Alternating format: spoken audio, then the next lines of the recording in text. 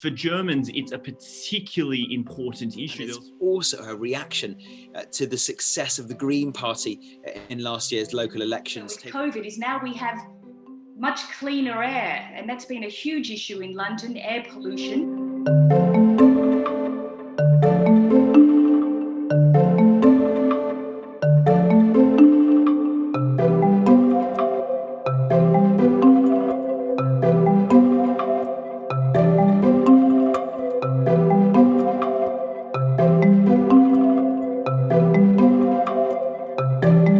63% of Germans thought that climate change action should be part of Europe's recovery programs from COVID-19. It's ahead of the European average at 57%. So around half the German population believes that climate change is one of the biggest issues facing their country right now.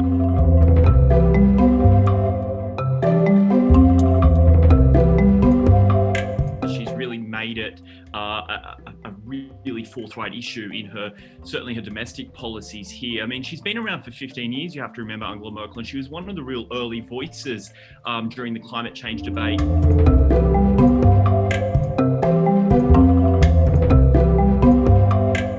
It's one of the great parlor games at the moment in Berlin, trying to work out who is going to be the successor to Angela Merkel. She will retire at the next election, which is due in September.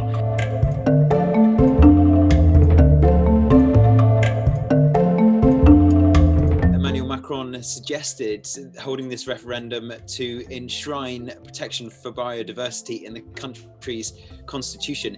He's made it a real priority of this second half of his first presidential term, and it's called his transition écologique for President Macron. This push to focus on turning the economy greener, to focus on those more environmentally friendly policies. And it's also a reaction to the success of the Green Party in last year's local elections, taking the mayoralties in several of France's biggest cities.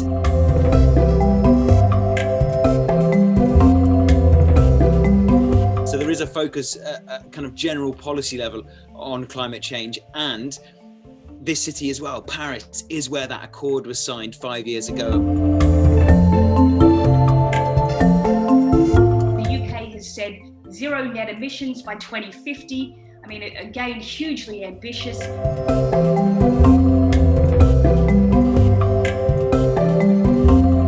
They only want electric cars to be sold from 2030, which is pretty extraordinary because it's not that far away.